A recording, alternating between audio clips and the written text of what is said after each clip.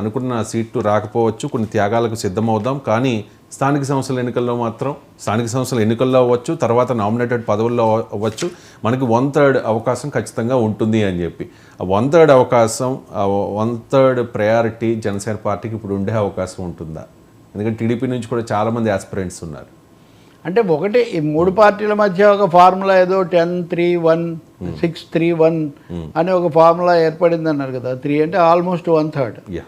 10లో 6, 3, 1 బీజేపీకి దాదాపు 1/3 అని అంటున్నారు.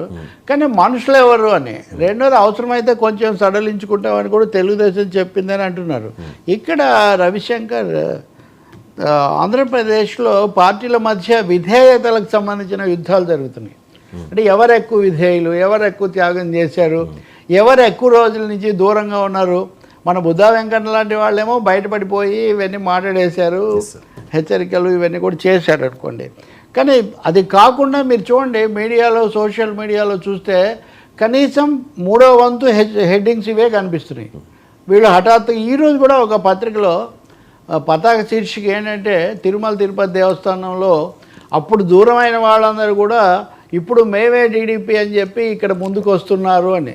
ఇక్కడ సమస్య ఏం జరుగుతుందంటే టీడీపీ అని నేను మిమ్మల్ని చెప్తాను. ఈయన టీడీపీ కాదు, ఈయన వైసీపీ. ఈయన ఇప్పటికిప్పుడు పదవి కోసం ప్లేట్ ఫిరాయించాడు, ఇక్కడ నిలబడింది మావాడే కట్టోడు అని నేను చెప్తాను. సో ఒక వైరుధ్యం, ఒక క్లాష్ రావడానికి ఇక్కడ అవకాశం ఏర్పడుతుంది పార్టీల మధ్యన. తర్వాత పార్టీల్లో అంతర్గతంగా కూడా ఈ సమస్య రావడానికి అవకాశం అయితే ఒకటి ఉంది. నామినేటెడ్ పోస్టులు అనేవి తప్పకుండా కొంచెం మినీ ఇది వార్లాగా మారే పరిస్థితి. ఇవి అంతర్గతంగా, ఇందులో వైసీపీకి ఏం ప్రమేయం లేదు. కొంతమంది అయితే పదవుల్లో అయితే కొనసాగుతూనే ఉన్నారు, వైసీపీ హయాంలో ఉన్న వాళ్ళు కూడా ఉన్నారని. ఒకటి ఏంటంటే అవసరాలను బట్టి చూడాలి తప్ప ఇదేదో కేవలం ఇంక మొత్తం ప్రక్షాళన చేసి అందరినీ తుడిచిపెట్టేసేయాలి అనేది కూడా ఏమి ఉండకపోవచ్చు. జనసేన ఏ మేరకు నిలబెట్టుకోవటము, ఎలాంటి వాళ్ళు వస్తారన్నది కూడా చూడాలి. ఇది పెద్ద సమస్య. ఇది తప్పకుండా నామినేటెడ్ పోస్టుల్లో, అందులో కూడా మళ్ళీ ప్లమ్ పోస్టులు, లేకపోతే ప్రిస్టేజియస్ పోస్టులు, నామినల్ పోస్టులు, ఇంకా చాలా వాటిలో అంటే కార్పొరేషన్లు ఉంటాయి. ఉదాహరణకు వాటిలో ఎండీలు, చైర్మన్లే ఎక్కువగా చేస్తూ ఉంటారు. అందువల్ల ఇవన్నీ తేలాల్సిన అవసరం ఉంది. చైర్మన్లు, తర్వాత డైరెక్టర్లు, ఇంకా చాలా పోస్టులు ఉంటాయి. ఏది మాకు ప్రాధాన్యత గల పోస్టులు ఇవ్వలేదని చెప్పి ఒకరంటే అప్రాధాన్య పోస్టులు ఇచ్చారు. అందుకే అంతే మామూలు పోస్ట్ ఒకటే కాదు కదా, దాని కాస్ట్ కూడా ఇక్కడ లెక్క. అవును సార్. ఆ పోస్ట్కి ఇచ్చే అలవెన్స్లు, జీతాలు, గన్మెన్లు ఇవన్నీ కూడా కన్సిడర్ చేస్తారు. డెసిసివ్ పవర్ కూడా చాలా వాటిలో చైర్మన్లు, ఎండీలకు ఉంటాయి. వీళ్ళు నామకార్థంగా ఉండే పరిస్థితి కూడా ఉంది. సో అదే ఇప్పుడు తదుపరి ఘట్టంలాగా చాలా రోజులుగా అదే సాగుతుంది. నిజానికి తేలలేదు కాబట్టి ఈ ఎక్సర్సైజ్ను ఎక్స్టెండ్ చేస్తున్నట్టు కూడా మనకు అనిపిస్తుంది. జనసేనలో అసలు టికెట్స్ అంటే మీకు 50-60 అడుగుతూ ఉన్నారు, మీరు పోటీ చేసే వాళ్ళు ఉన్నారా అని చెప్పి ఆఫ్ ద రికార్డ్ టీడీపీ నాయకులు చాలామంది అప్పట్లో క్వశ్చన్ చేసిన పరిస్థితి. ఓకే, 21 మందికి ఇచ్చారు, దానిలో వైసీపీ నుంచి ఒక 4, టీడీపీ నుంచి ఒక 4 వస్తే వాళ్ళకి టికెట్లు ఇచ్చారు. ఓకే, మొత్తానికి గెలిచారు. ఇప్పుడు మీరు అన్నట్టుగా జనసేనకి 6-3-1 తమాషా ప్రకారం ఇచ్చిన 3 అంటే ఆ స్థాయిలో కూడా నాయకులు ఉండాలి కదా ఆ పార్టీకి. నాయకులకి ఏం సార్ ఒక్కసారిగా పుట్టుకొస్తారు, పదవులు ఇస్తామంటే ఎక్కడెక్కడి వాళ్ళు, ఎక్కడెక్కడి చుట్టాలు, లేకపోతే ఎక్కడెక్కడి బంధాలు. అప్పుడు మీకు మొదట మేమే మీకు ఫోన్ చేశాను, మొదటే మీకు నేనే దండేశాను. అసలు ఆ రోజు అక్కడ మీటింగ్కి స్టేజ్ ఏర్పాట్లన్నీ నేనే చూసి చాలామంది ఉంటారు. తర్వాత తప్పనిసరి నేను తప్పుకున్నాను కానీ మీ దృష్టికి రాలేదు. నిజంగా కూడా అలా చాలా కొంతమంది ఉంటారు, రాళ్ళెత్తిన కూలీలు ఎవరన్నట్టుగా. నిజంగా క్షేత్రస్థాయిలో ఎక్కువగా అభిమానంతో పనిచేసిన వాళ్ళు కూడా ఉంటారు. పొడుగు చేతులు పందారమని అది రాగానే పెద్ద పెద్ద చేతులు వచ్చేస్తాయి. ఆ సమస్య కూడా ఉంది జనసేనకు. పైగా జనసేన వ్యవస్థీకృతమైన పార్టీ కాదు కదా తెలుగుదేశంలాగా, ఇంకా వాళ్ళు నిలదొక్కోవాలి కదా. కాబట్టి ఎవరు ఏంటి అనేది ఇంకా అన్నిటికంటే ముఖ్యమైనది మోరార్లెస్ అది కేవలం ఒక ఇండివిజువల్గా పవన్ కళ్యాణ్ నిర్ణయము దాని మీదే ఆధారపడిన పార్టీ. సో ఇంకా యంత్రాంగం కూడా పెంచుకోవాలి. సో ఆయన దృష్టిలో పడాలి, లేకపోతే ఆయనకి విషయం తెలియాలి అని భావించే వాళ్ళు కూడా చాలామంది ఉన్నారు. ఇది జనసేనలో కూడా అంతర్గతంగా కొంత ఒత్తిడికి దారి తీస్తుంది. ఇప్పటికే ఒకరో ఇద్దరు అటు ఇటు కొంచెం చెదరడము. మూడోది సోషల్ బేస్కు సంబంధించింది.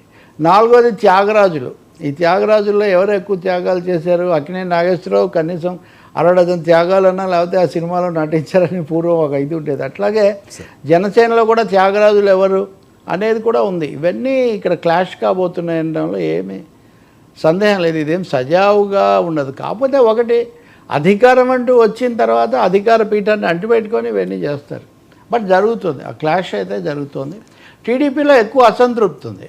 అంటే మీరు జనసేన అసంతృప్తి గురించి మీరు చెప్తే, టీడీపీలో వాళ్ళేంటి, వాళ్ళు ఓకే పవన్ అభిమానాలు ఇవన్నీ మనకు తోడ్పడ్డాయి, కానీ మనం కదా నాయకులం, మనం ఉంటే కదా మన చుట్టూ కదా ఈ విజయం ఏర్పడింది. కాబట్టి వాళ్ళకి ఎక్కువైపోయి మంది తక్కువైపోతూ ఉంది అనే ఒక దుగ్ధ కూడా ఉంది తెలుగుదేశం. అంటే పైకి కూటమి విజయంలో పవన్ కళ్యాణ్ చాలా కీలక పాత్ర వహించారు. అసలు చంద్రబాబు నాయుడు గారు ముఖ్యమంత్రి అవడానికే జనసేన కారణం పవన్ కళ్యాణ్ అని పైకి చెప్తున్నప్పటికీ ఏదైనా కోల్డ్ వార్ ఉందా సార్ జనసేన టీడీపీ మధ్య? డెఫినెట్గా అది ఎప్పుడు ఉంటుంది కదండి. ఇప్పుడు క్యాటలిస్ట్ రోల్ అంటారు. ఒక చిన్న మనం కలుపుతాం కదా రసాయన శాస్త్రంలో, అది కలిపితే అయోడిన్ కలిపితే ఒక ఎఫెక్ట్ వస్తుంది, ఉప్పు కలిపితే ఒక ఎఫెక్ట్ వస్తుంది. కానీ మెయిన్ కంటెంట్ ఏది? మెయిన్ కంటెంట్ తెలుగుదేశం కదా. కాబట్టి వాళ్ళు చెప్పినవన్నీ చేసుకుంటూ పోతే మనం ఏమవుతాము? పైగా తర్వాత మళ్ళీ లోకేష్, చంద్రబాబు తర్వాత ఆ లోకేష్ పాయింట్ కూడా ఉంది. సో ఇవి ఉన్నాయి, ఇవి మాట్లాడకపోవచ్చు వాళ్ళు. అయితే కొంతమంది ముఖ్యంగా జగన్ వైసీపీ వాళ్ళు ఆశిస్తున్నట్టుగా ఏదో రేపు పొద్దునకే ఇది అయిపోతుంది, ఈ ఐక్యత ఏం సాగదు అని అలా కోరుకోవటము సరికాదు, అంత సులభంగా జరగకూడదు. దానికి ఒక ప్రాసెస్ తప్పకుండా ఉంటుంది. పవన్ కళ్యాణ్ ఆ విషయంలో చాలా జాగ్రత్త పడుతున్నట్టుగా కూడా కనిపిస్తుంది. అంటే జాగ్రత్తగా తదుపరి అడుగు వేయడానికి సిద్ధం చేసుకోవాలి తప్ప తొందరపాటుతో ఈ వచ్చిన అవకాశాన్ని మనము రసాబాస్ చేసుకోకూడదు అన్న స్పృహ మటుకు పవన్ కళ్యాణ్ ఎక్కువగా చూపిస్తున్నారు ఆ విషయంలో. కొంచెం మొన్న కూడా చూసాం కదా, కలెక్టర్ల సమావేశంలో కూడా ఆయన భేషజాలకు పోవడం కాకుండా అవసరమైతే నేను నేర్చుకుంటానని ఒక నాయకుడు అదే పనిగా చెప్పడం అనేది అది మంచి లక్షణం కదా. అది రాజకీయమైనటువంటి చాతుర్యము దాంట్లో ఉంది, ఆ వినయం ఉండడం కూడా మంచి విషయం. Right sir. ఇంకొక పాయింట్, జనసేన పార్టీ 2014 మార్చి 14న స్టార్ట్ చేసింది. 10 ఏళ్ల కాలంలో విజయాల కంటే అవమానాలు అపజయాలే చాలా ఎక్కువ. అసలు విజయాలు ఏమి లేవు. ఏదో 2019లో ఒక ఎమ్మెల్యే గెలిచాడు. కానీ ఈ 100% స్ట్రైక్ రేట్ జనసేన పార్టీ సాధించిన తర్వాత ఆ పార్టీ క్షేత్రస్థాయిలో ఏదైనా కొంచెం బలపడే పరిస్థితులు కనిపిస్తూ ఉన్నాయి సార్? ఏదైనా గ్రోత్ కనిపిస్తూ ఉందా? ఎందుకంటే రీసెంట్గా సభ్యత్వ నమోదు అనేది ఒకటి స్టార్ట్ చేశారు. మేము 15 లక్షల సభ్యత్వాలు చేసామని చెప్పి ఆ పార్టీ నాయకులు చాలా కాన్ఫిడెంట్గా చెప్తూ ఉన్నారు. ఎన్నికలకు ముందు ఎన్నికల తర్వాత ఆ పార్టీ బేస్లో మీరు గమనించిన డిఫరెన్స్ ఏంటి? జనసేన అవమానాలు పాలైంది అనేది పెద్ద అర్థం లేని విషయం అండి.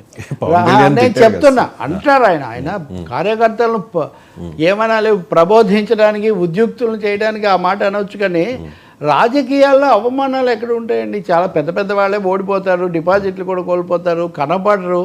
ఇక్కడ ఆయన ఏమంటే, ఇక్కడ ఇది వైసీపీకి ఆయన సమాధానం ఇస్తున్నారు పరోక్షంగా. తన మీద కానీ తన పార్టీ మీద కానీ చులకన చేయడం, ఉదాహరణకు మీరు అసెంబ్లీ గేట్ కూడా తాకలేరు, ఇలాంటి డైలాగ్స్ అన్నీ ఉన్నాయనుకోండి, ఇవన్నీ ఒక విధంగా అవమానించడానికి ఉద్దేశించినవి కదా.